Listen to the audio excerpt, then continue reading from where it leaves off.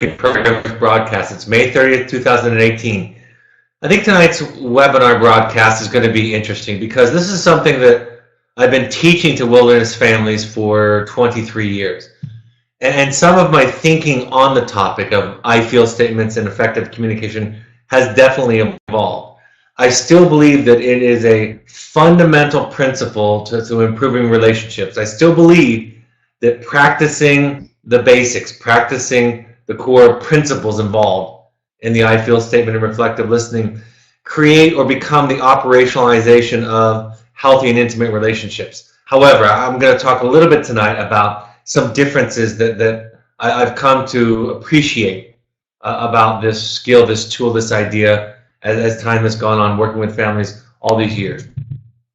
So to start, I want to talk about the idea of what communication skills do, what's beneath them. Communication skills help us connect our children and ourselves. As we become more clear about the relationship between the events in our lives, our thoughts and our feelings, we'll be better able to see our children and provide them with a safe context in which to work through their difficulties.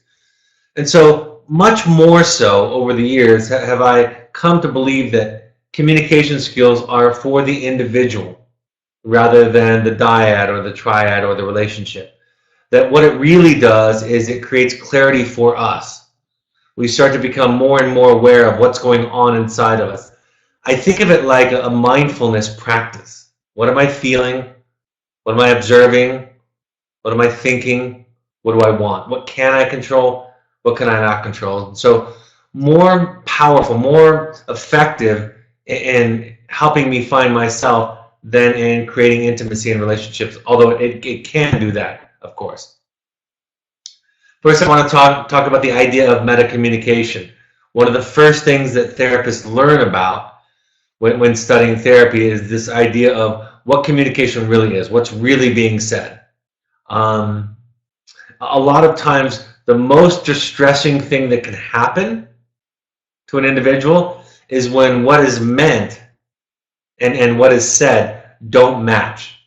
And I think many of us can relate to that in our families. When somebody says something and to the outside observer, maybe on paper, it looks like they mean something. But we know because of the history, because of the context, because of the relationship, that it means something entirely different. And it can be very distressing, very upsetting. We talk about the idea of process versus content. What's really happening in the relationship when two people communicate versus the content, right? The syntax, the semantics of things. What are the words that are being used in that process? And so for both people to be more authentic, honest about the communication, there has to be some vulnerability.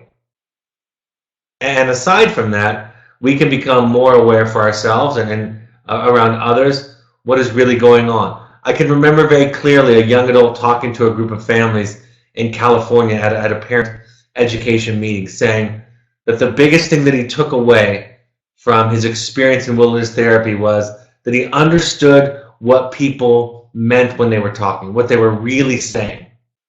And that's because in therapy, especially a program that requires or has so much immersion like evoke therapy programs, you're really slowing everything down. You're putting everything under the magnifying glass or the microscope and you're looking at. And that includes everybody else in the group and yourself. There's that classic exchange that happens between the clients and the students and the staff where something happens and the staff pause and ask the student or client, what did you think? What's going on for you? What's happening right now? And in many cases, the first response is a similar kind of response that our children have given us, which is nothing. Nothing's going on. I didn't mean anything by it. And then the staff don't stop there. They pause and wait and ask follow-up question after follow-up question. And because there's no escape in wilderness, right? There's nowhere to go. There's no door to slam. We really do get at the root of it. And also we try to provide a safe context where children can be more vulnerable, can express themselves. Part of the idea of communication theory is that pathology, problems, addictions, neuroses, and symptomology very often have their roots in the unexpressed emotional pain of the individual. That may be too simple of an overarching statement, but it's something that holds true quite often. That our symptoms, right, are the way that we leak, what we leak, how it comes out sideways, is really just our unexpressed emotions, our unfelt emotions. I've said, again, kind of a simplification, but I've said before that therapy is really just learning how to feel. And because the therapist can't come to you and say, just feel, right? It's hard to just feel. We ask people to talk about their feelings, like a mindfulness activity.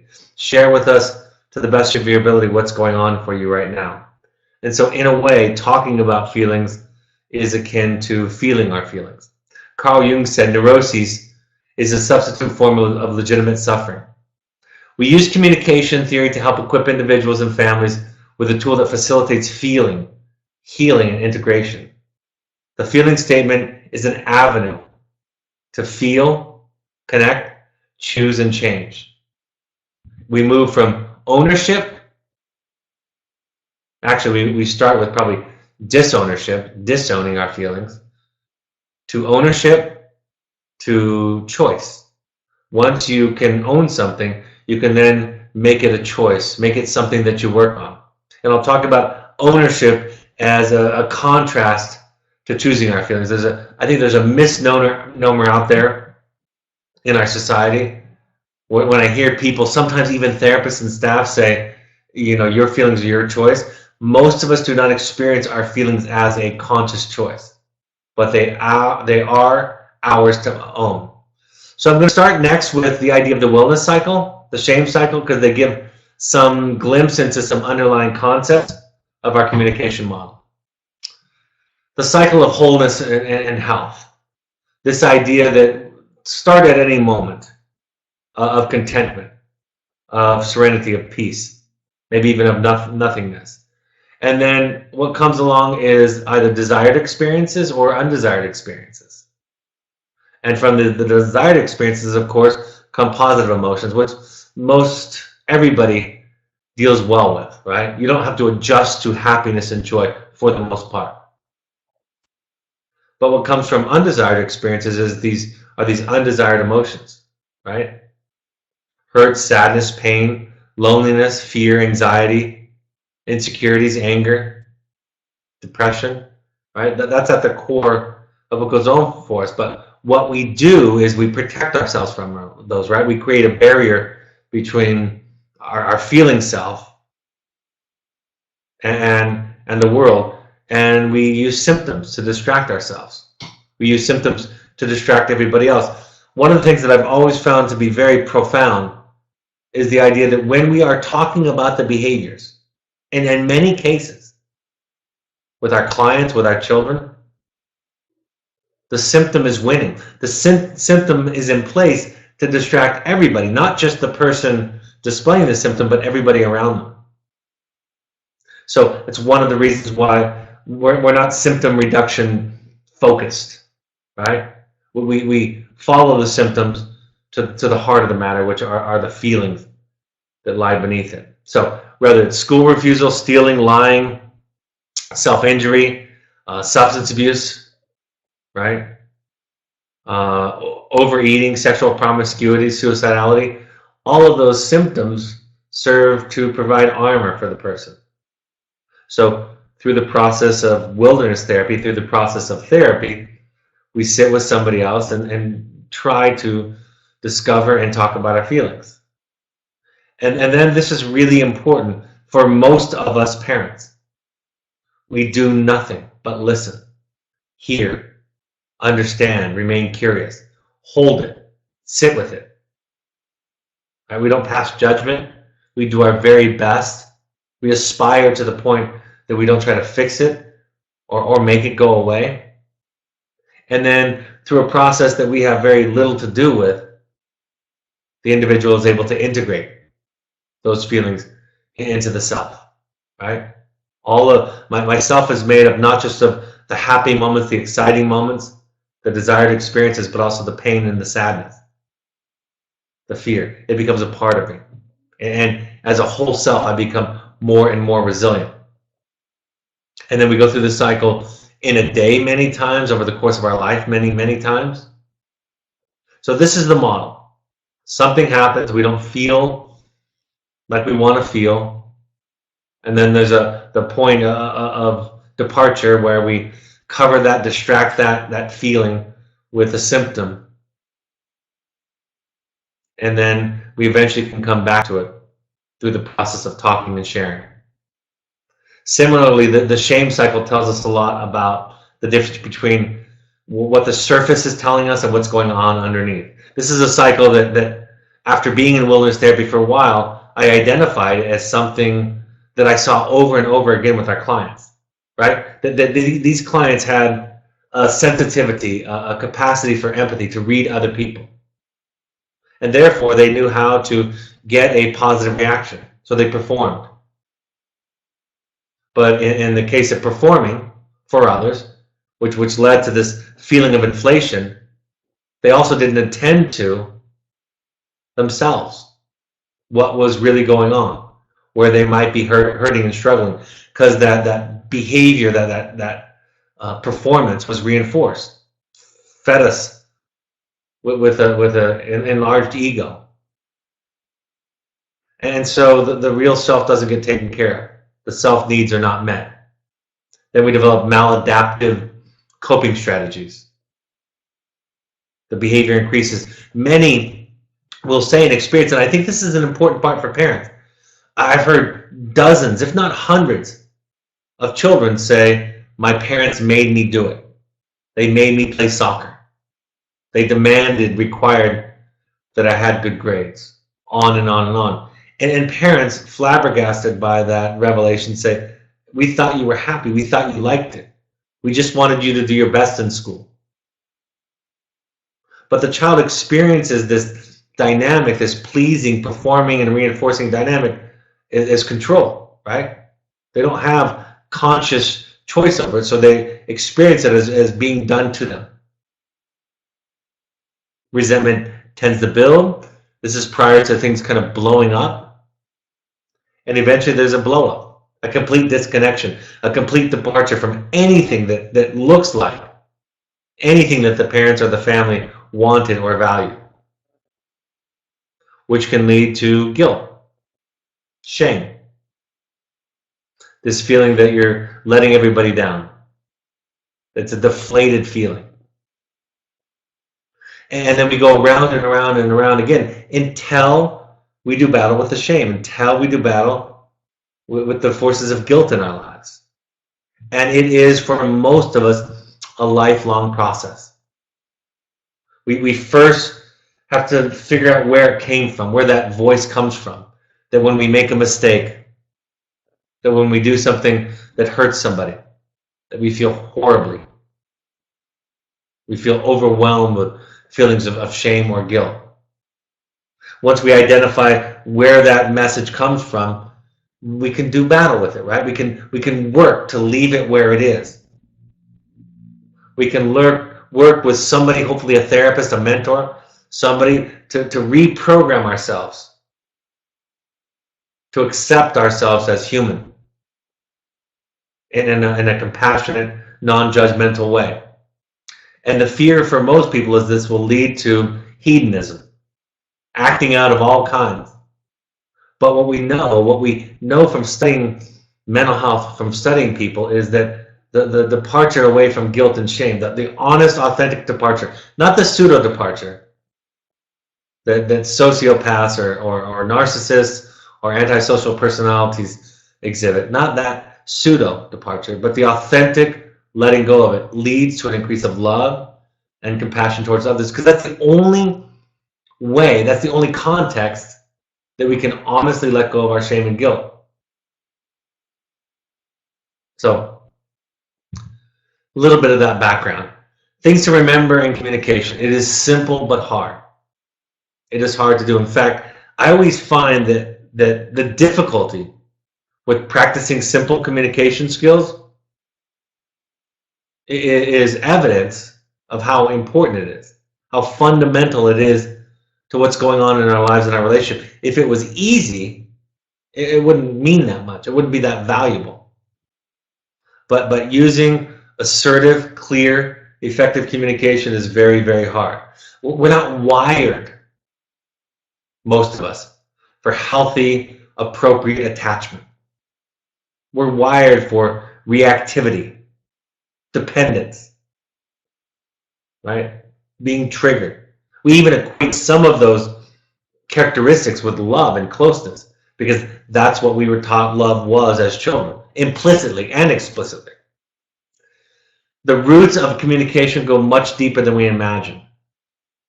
I say this often when I talk about this, when I was initially being trained as a therapist and we were going through the communication theory model, communication training model, learning about it, my thought was very arrogantly, well, this will be good for a lot of the more simple therapists, maybe the ones that aren't so bright or complex like myself, I thought. At least they'll have something to work with. I'm going to go much, much deeper than that. But the fact of the matter is this is what it looks like. This is what it sounds like when people are differentiated. And differentiation, like I've talked about recently in the broadcast, is an incredibly complex process that is hard to develop, difficult to develop. And the myriad of triggers, of buttons that we have, of messages that we're sorting out and listening to in our head, have a relationship to the communication model.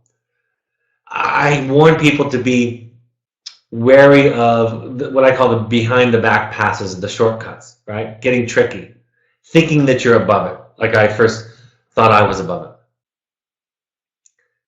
Understanding that there's value in the basics, in the fundamentals, like a musician or an artist of some other kind, or an athlete. The greatest of those practice the basics all the way through their entire life. If nothing else, it interrupts old patterns and habits, right? A lot of people say it feels contrived, it feels artificial, unnatural. And my response is good. That's a good thing. That means that you're trying something different, that you're stopping what is the impulse, right? Unquestioned reaction. And you're having to make it conscious. Like any new skill added to a repertoire, it's going to feel unnatural. So that's a good thing. It is simple, sometimes too simple, like I said. Sometimes we think it's beneath us. I use the example of the cellist Pablo Casals, who died at the age of 92 and was playing the scales on the day that he died. When asked why he was still playing the scales, considered too much of his life to be the greatest cello player on earth, his response was, I learn something new every day. It's that kind of humility that serves us well with communication skills also. It's okay to cheat. It's okay to reference your notes. You know, it's not a memorization game. It's not a test. And in fact, when you struggle or fumble through it initially, that can be very, for your children, that can be very empowering for them to see that they know something better than you. It takes them about 2 weeks to become really adept at the basic communication skills. Whether they use them or not, like all of us, is another story. But after about 10 days, 2 weeks of the immersion into the program, they do really well with it. I joke and say, just stick to the format. Try the format for the next 20 years. And then when you get really good at it, start to vary it a little bit more. But again, the core elements of the I feel statement and reflective listening, I use all the time. And it's amazing how hard it is to shift from you made me feel, or you're being a jerk or unreasonable, choose the adjective, to I feel this way when this happens.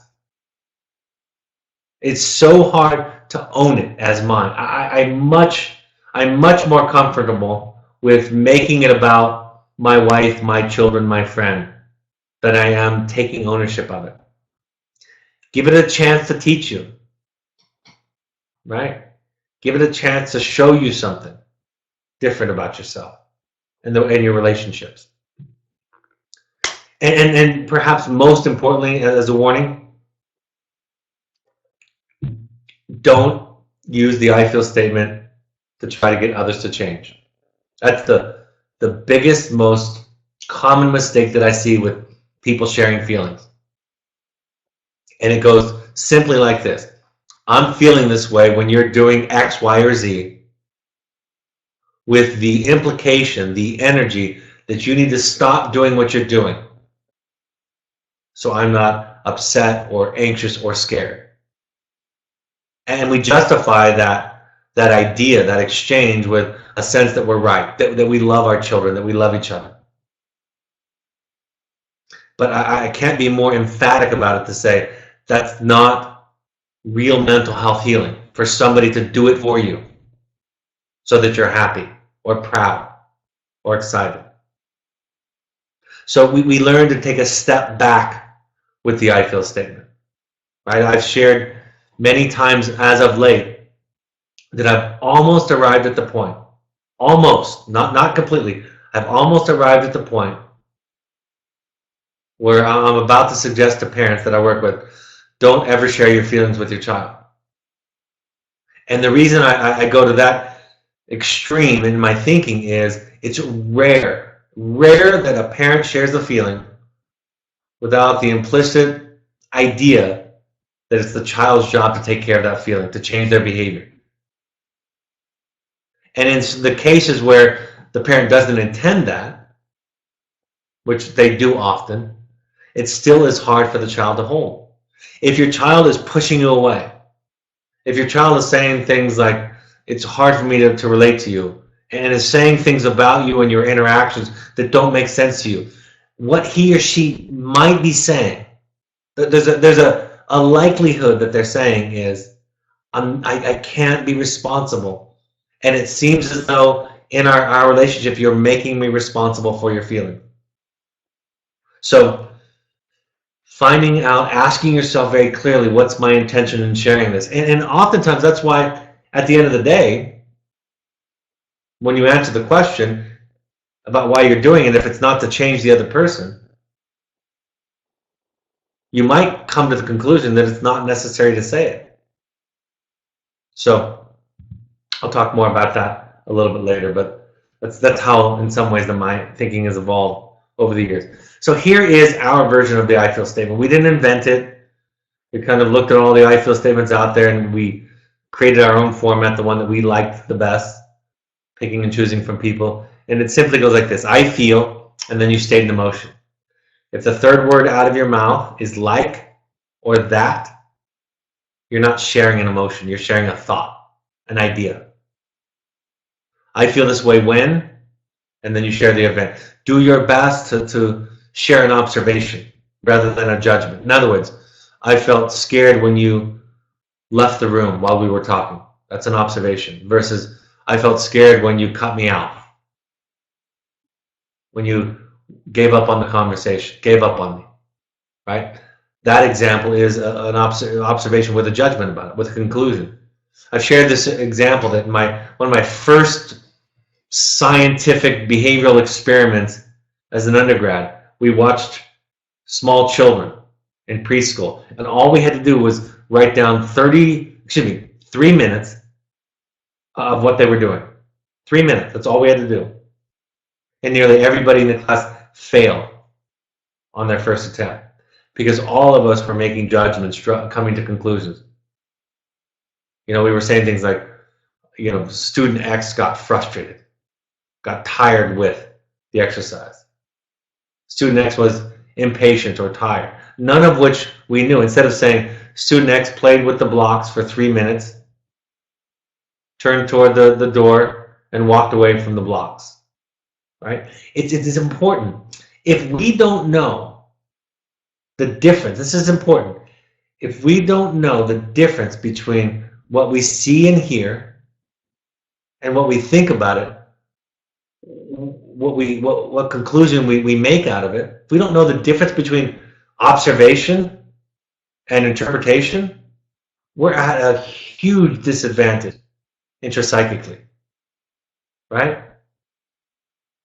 we then go around in the world thinking we know what's going on all the time, not owning our own biases, our own filter, our own selves, our own history.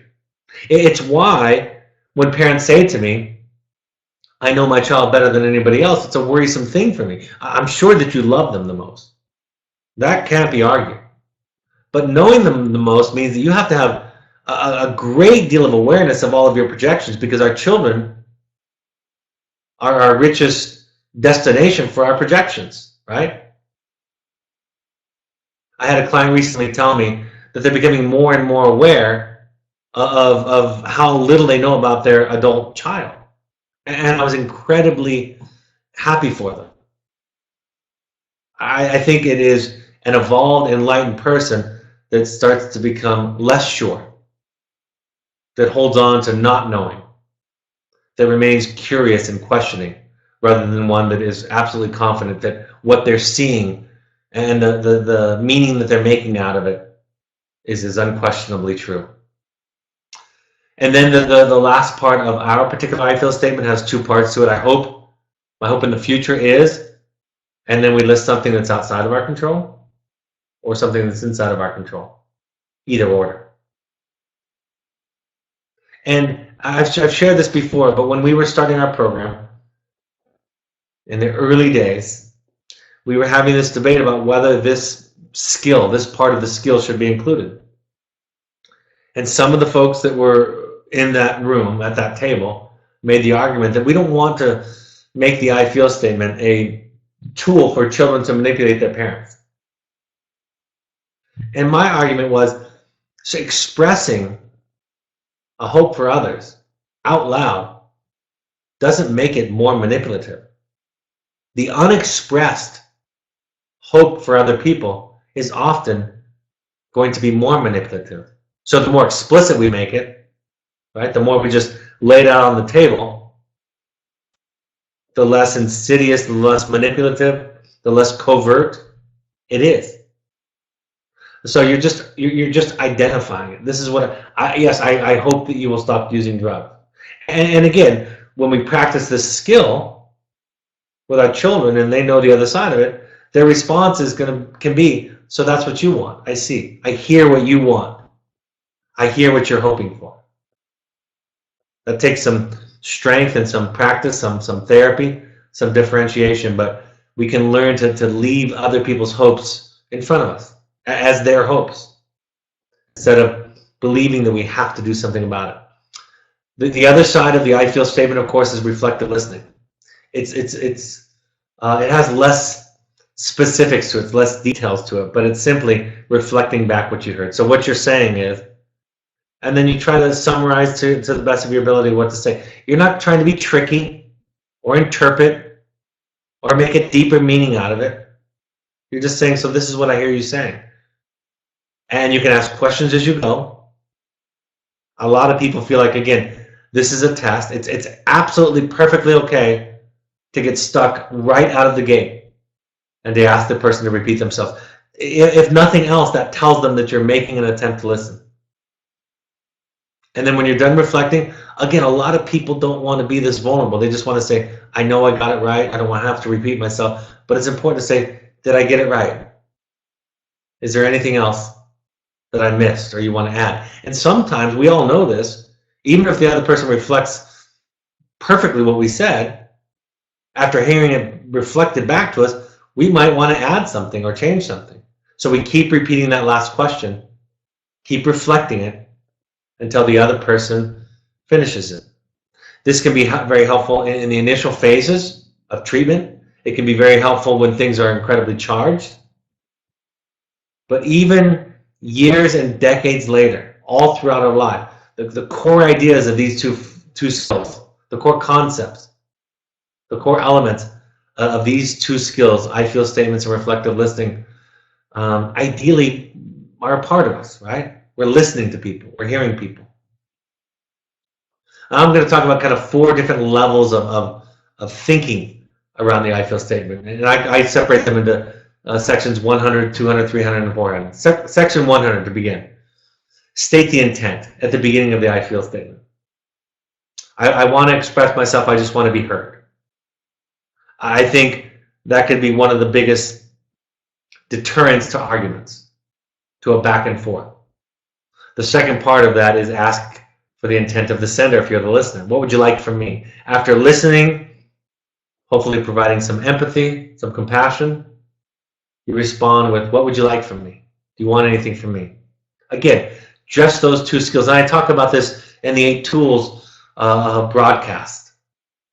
Just these two things could do so much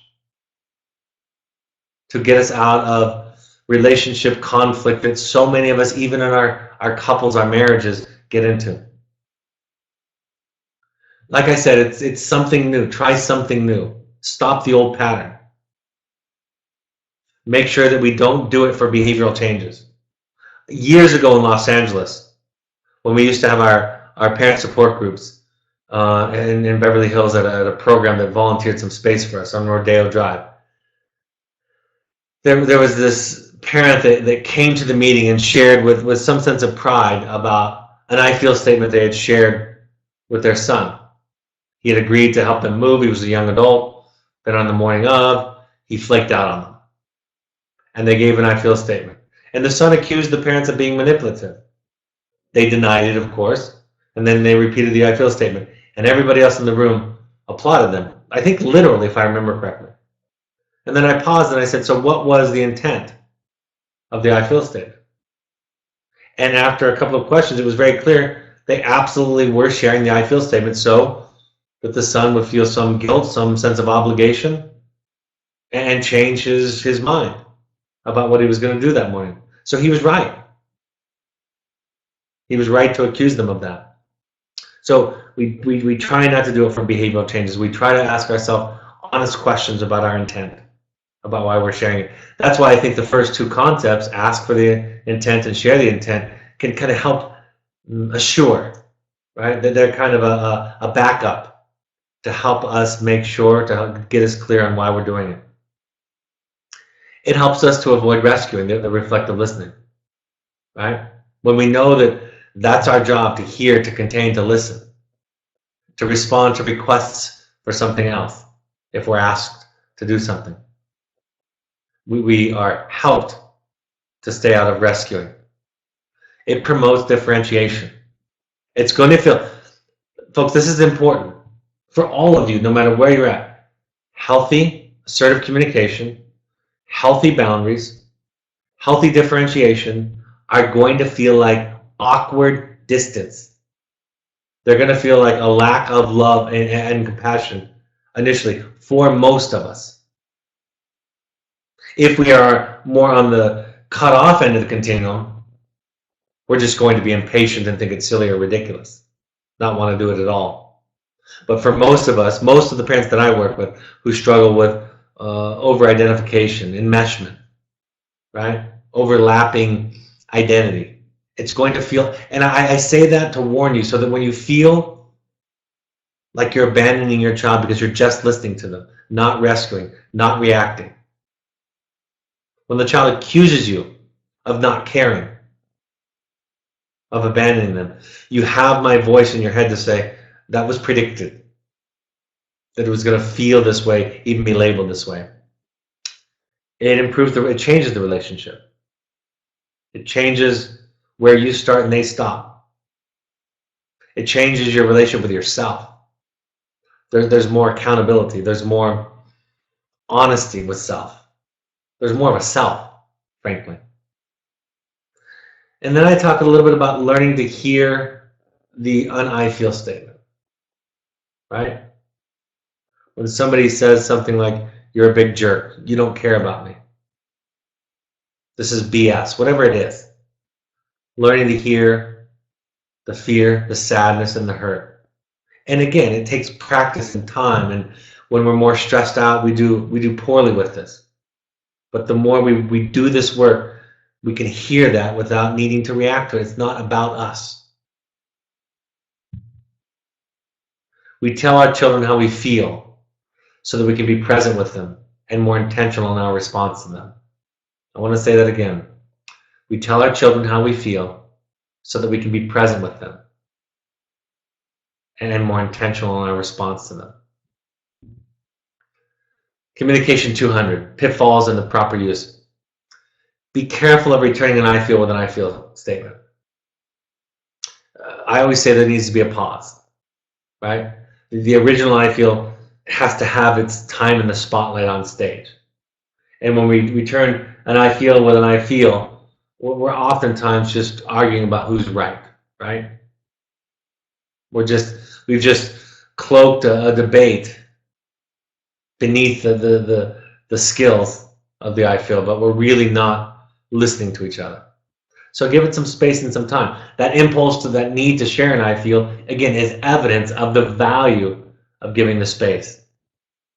If you've spent enough time giving the sender what you think is the adequate space, you've empathized, you've listened, you've validated, you've even owned some of the parts that they've observed, perhaps. You can ask the sender if they're open to an I feel statement in return. But be careful of that.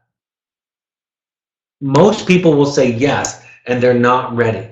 It still ends up sounding to them like you're justifying, arguing, debating with them, dismissing theirs. So be reluctant to return an I feel with an I feel. Reacting to the I feel or clarifying facts. It is the most common mistake in reflective listening.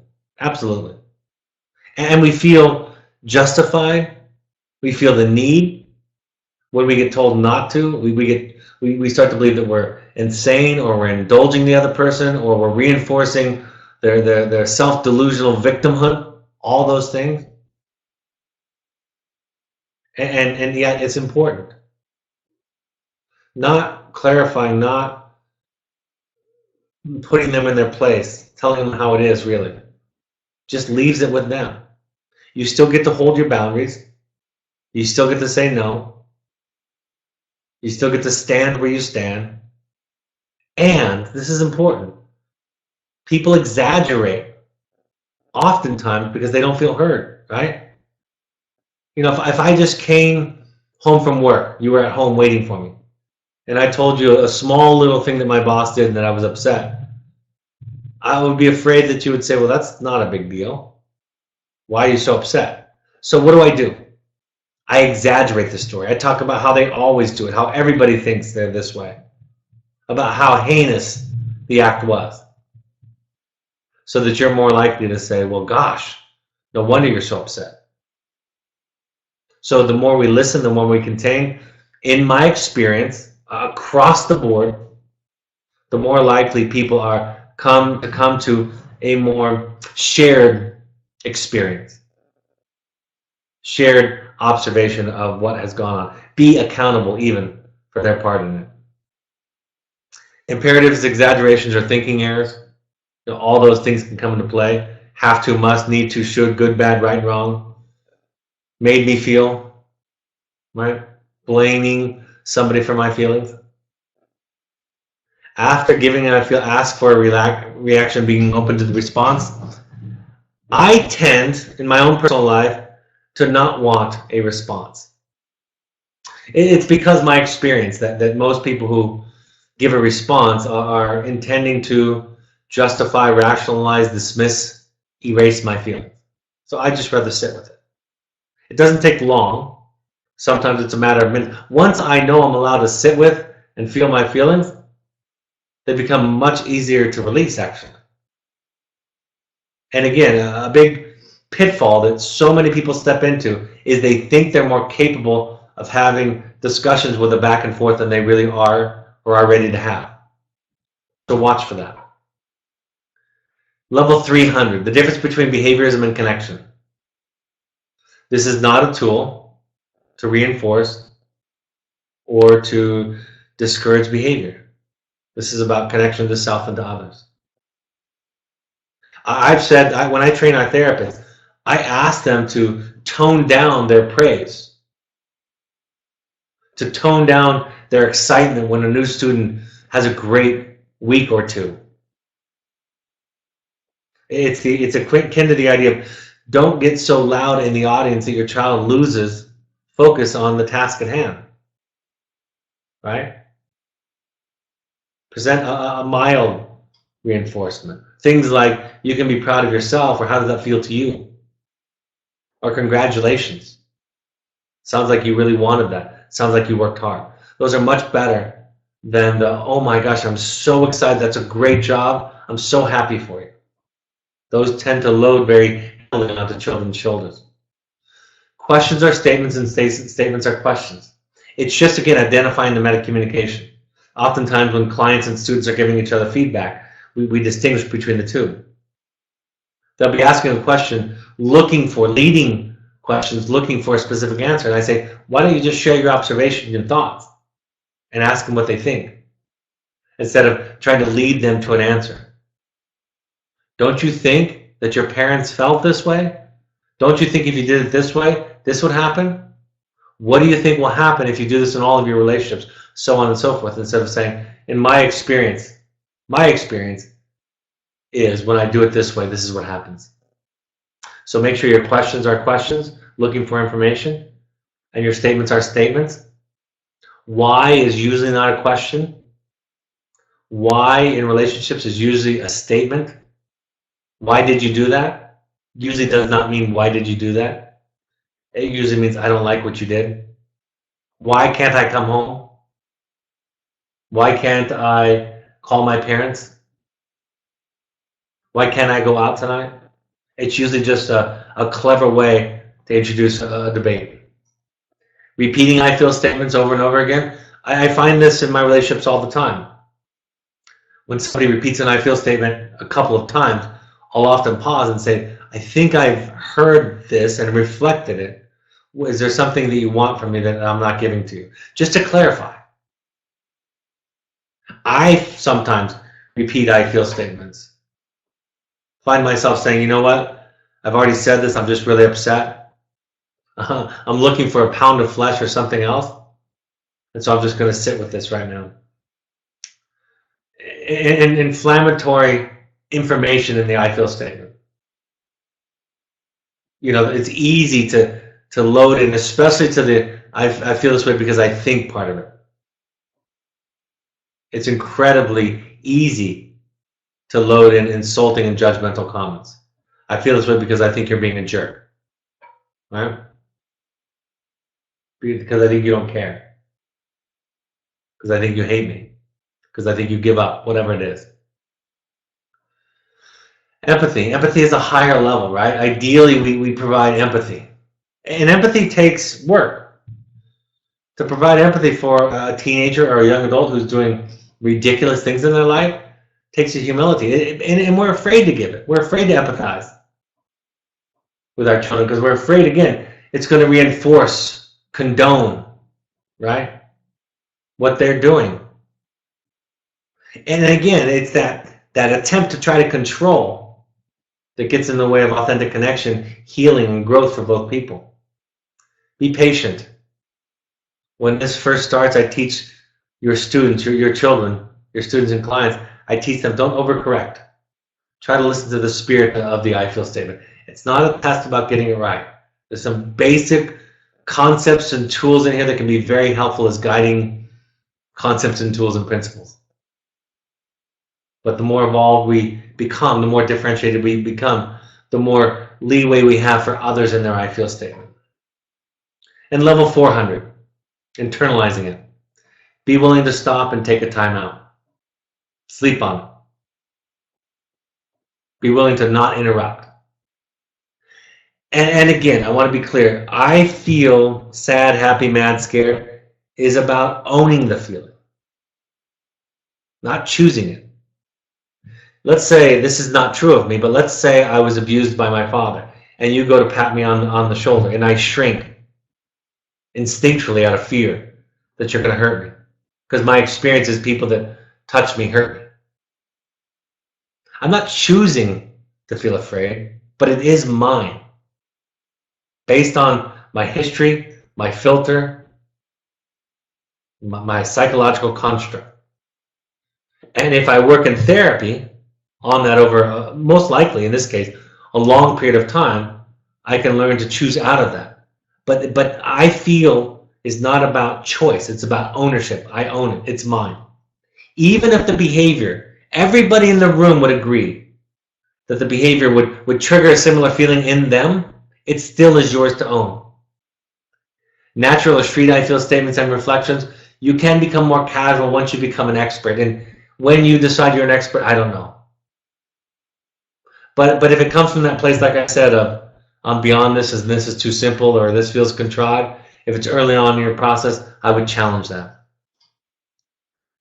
Family systems theory talks about relationships. That's the biggest difference between family systems, the family therapy movement of the 1970s, and individual psychology. They measured, looked at, observed what went on in relationships versus what went on inside of an individual. They explained things by cycles, by dynamics, by patterns, and by relationships. And Salvador Minuchin identified enmeshment as one end of a continuum.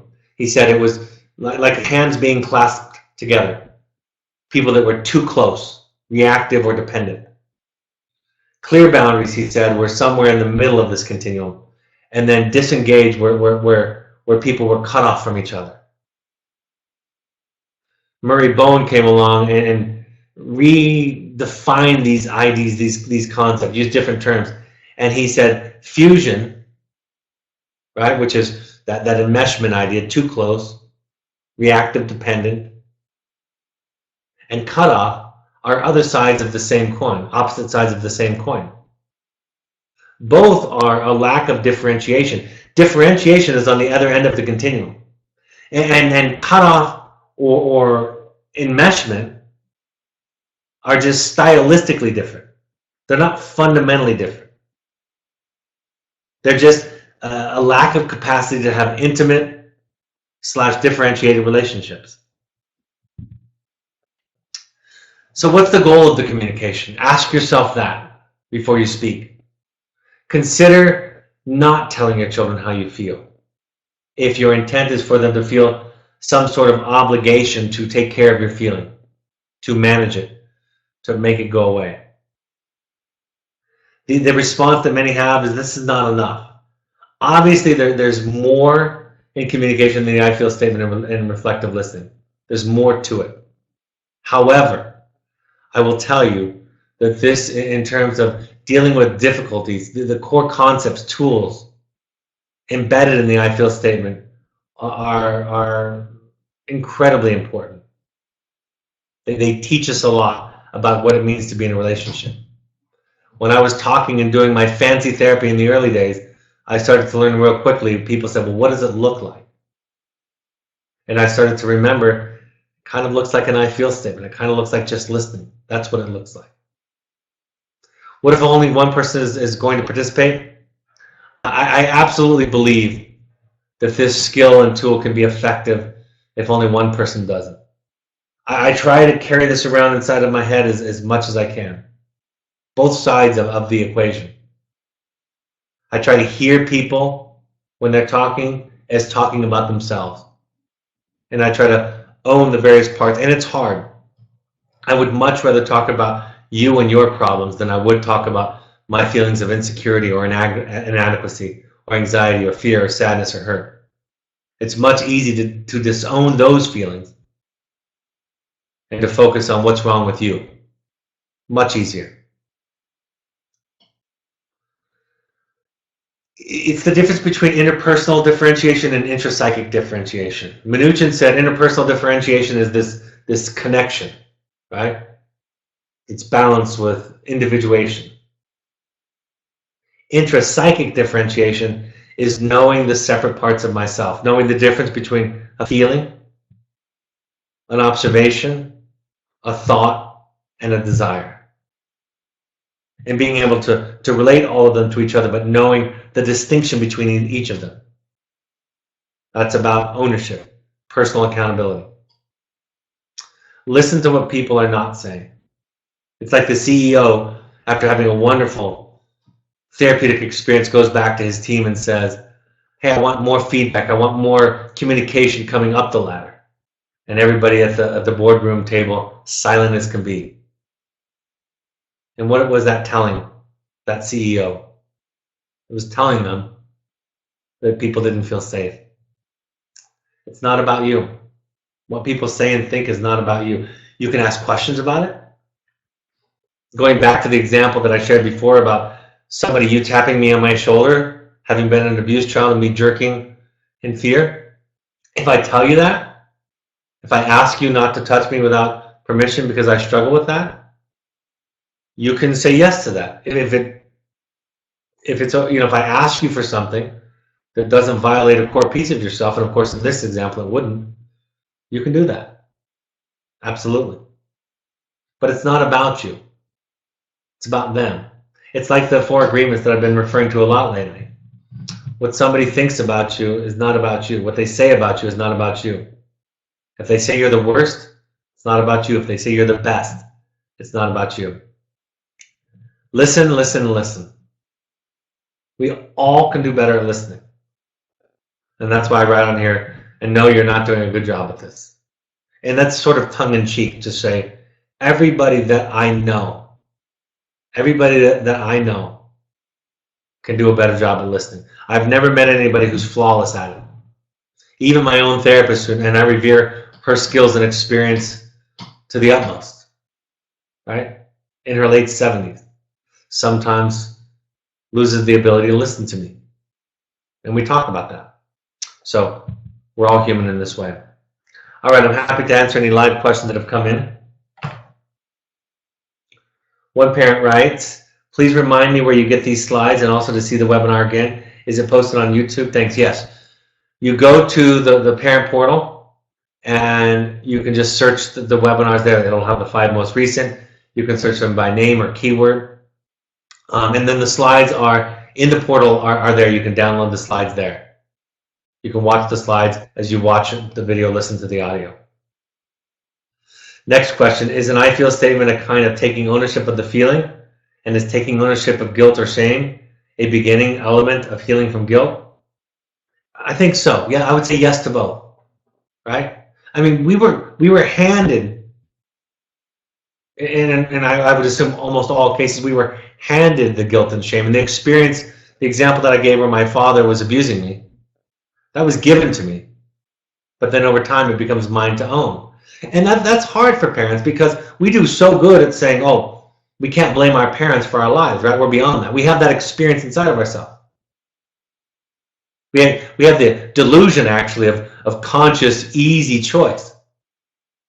So we say, it's ours now. But we have such a hard time then saying to our children, it's theirs. Yes, we dented our children. Yes, we handed off our wounds, our baggage to them. Not because we were bad people, but because we were human people.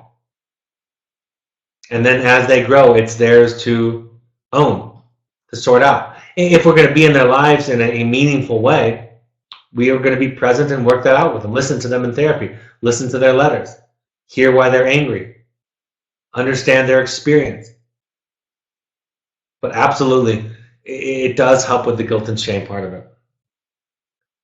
If a parent and child are in an enmeshed or codependent relationship, what are the most common communication failures? Will a healthy I feel statement, the healthy listening response, lead away to healthier balance?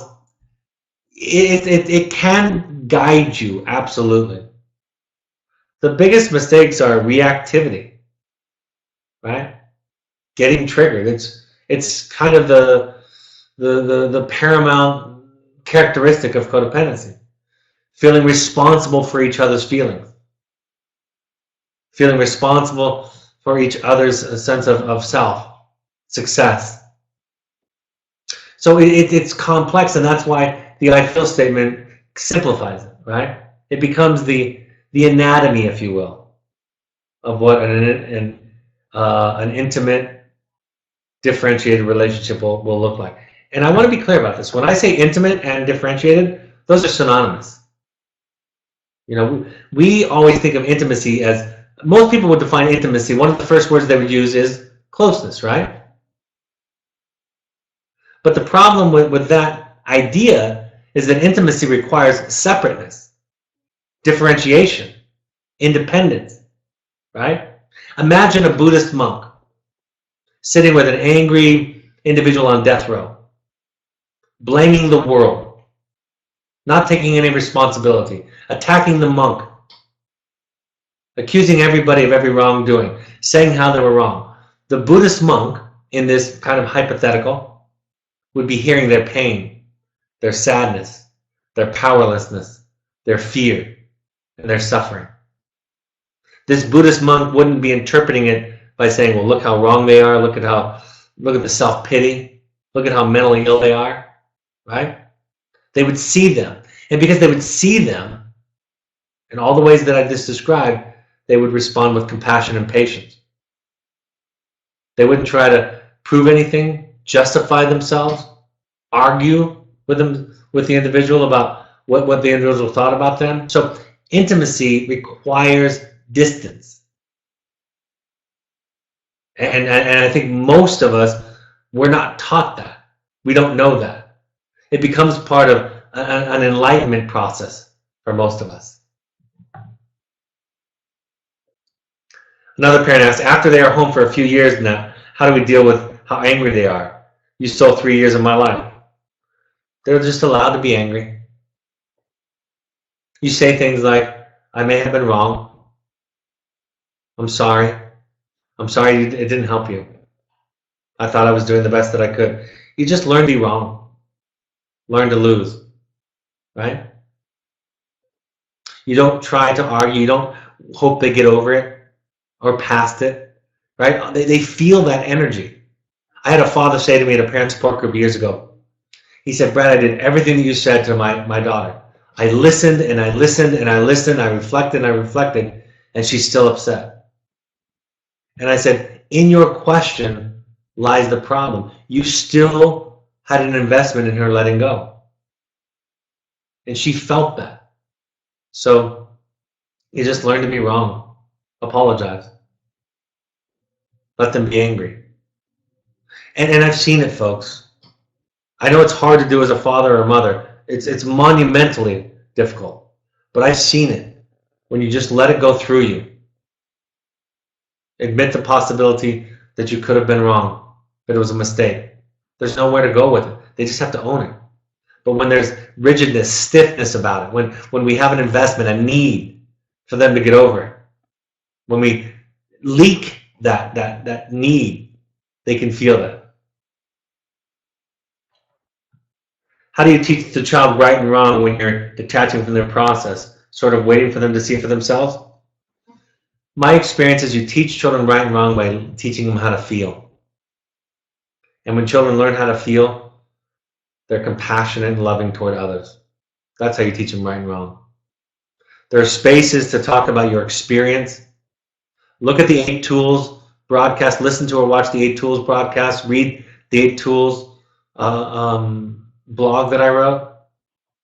And there's this, children know this sense of right or wrongness. But it gets confused with them with this angst, this feeling, this pain, this suffering. I aspire to never teach my children right from wrong by what I lecture, what I say. And yet I would say my children are incredibly moral and sensitive people. It doesn't come through lectures, through preaching, through teaching. You know what they do to each other? They do that ad nauseum to each other. They lecture to each other all the time. What they don't do to each other easily is listen. So teaching a human being how to feel is the best way to help them develop morality. Listening to them is the best way to teach morality. Next question. I have found in using the I feel statement when including the hope for others and myself, I am much more intentional in the content and looking at why I want to share my feelings. Sometimes I decide not to share when I get to that point in my head, realizing that I'm realizing that I really want to try to get somebody else to see my side. I like the addition of the statement. Thank you. I'm happy. I'm glad for that. I want you just to give it a chance, to try it on, to learn about it, to dive into it. I was taught this I feel statement when I was 8 years old, a version of this, because I was in trouble and in therapy when I was 8 years old. And I remember how thinking it was so ridiculous. So for 42 plus years, I've known about the I feel statement and the reflective listening concept, the idea, the tool. And it wasn't until I was in my early 30s that I saw the richness of it, that I saw the ubiquitous application of it in our lives. And while I don't use the formal 5-step process every day by any means, I aspire to use the core concepts of ownership. I feel when this happens, and it takes a great deal of strength and vulnerability versus talking about somebody else and how they made me feel. All right. On social media, you can find these broadcasts on the podcast app. On the iPhone, iOS device, use the podcast app. On Android devices, download the SoundCloud app, or go to soundcloud.com on your computer and search Evoke Therapy Programs, any one of those formats, and subscribe there. On Twitter and Instagram, find us at Evoke Therapy. On Facebook, search Evoke Therapy Programs. Find the Evoke Family Foundation on Facebook if you want to become involved in an alumni organization that helps people that can't afford treatment. Go to the Evoke Therapy blog for new content. My book, The Journey of the Heroic Parent, is available on Amazon, the paperback version, also the audio version. If you want to do what I think is the best thing that you can do for yourself and your family and your child, go to an intensive. The next one is June 6th or 10th. We may have one spot available. If you're interested, go then. The next one is July 18th through 22nd. I can think of nothing better to honor, to support, to respect this process, to create something that will create a meaningful foundation for maintaining the skills and tools that your child has started while at Evoke. You can go to our website for all the dates. Finding You 2 is almost full. That's October 10th through 14th. Coming soon will be an alumni intensive for any former Evoke Wilderness Therapy client, 18 years of age and older. You can also do customized family intensives. Professional growth workshops. The next women's one with an opening is September 9th through 11th. The next men's one with an opening is June 10th through 12th. Contact us by emailing intensives@evoketherapy.com for more questions. I will be in New York City this Monday. It's the last parent support group before my sabbatical. Monday, June 4th, 7 to 9 p.m. in Midtown. Email Melanie@evoketherapy.com for more information or to RSVP. We would like all families, if possible, to come to a workshop. It's a 2-day workshop, June 23rd and 24th. The next one is at our Entrada location in southern Utah. You can combine that with a visit to see your child if the therapist that your child works with thinks it's appropriate. Contact Gail@evoketherapy.com for more information or to RSVP. Pursuits trips are high adventure trips, camping, fishing, hiking, mountain biking, river rafting, trekking, trips for young adults or for families. Think sober fun or therapy light. All right, folks. My next broadcast will be next Wednesday, June 6th at 7 p.m. It will be about preparing for transition and also exploring relapse and regression. Thank you for and on behalf of your child for joining these.